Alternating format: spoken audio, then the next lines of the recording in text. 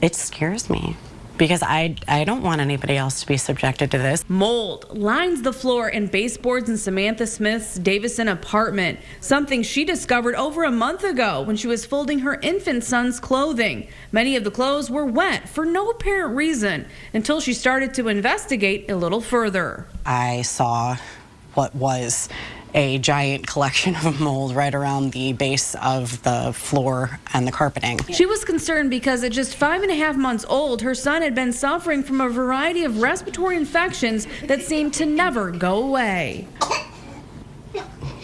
The coughing that you hear, he's been doing that a lot lately since. After the mold discovery, Smith says she went right to the apartment manager of East Knoll Apartments, which is managed by Glendale Realty. She says initially maintenance did come over, but they told Smith it was mildew and offered little help to fix the issue. To keep an eye on it, and if anything grew back, we could buy whatever product it was to spray on it.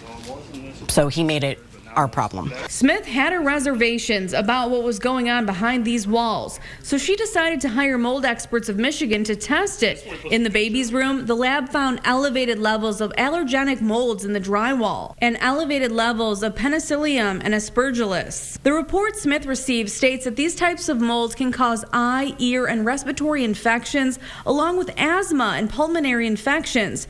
They can also sometimes be considered carcinogens. Smith was quoted a total of $2,245 to stop the mold growth and repair the walls. With testing and cleanup, that would equal out to just under $3,000. Smith says she called her apartment manager to report the findings and the potential cost. They said we are not doing a single thing. So TV5 reached out repeatedly to the apartment manager, but we have not heard back. We also reached out to the president of Glendale Realty to ask the tough questions.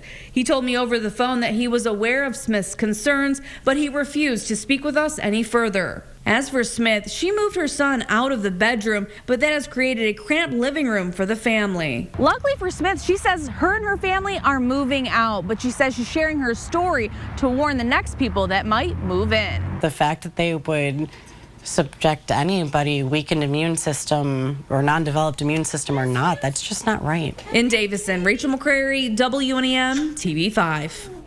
According to the Rental Property Owners Association, Michigan does not have laws regarding mold in rental housing. However, the association says landlords are supposed to keep a unit suitable to live in.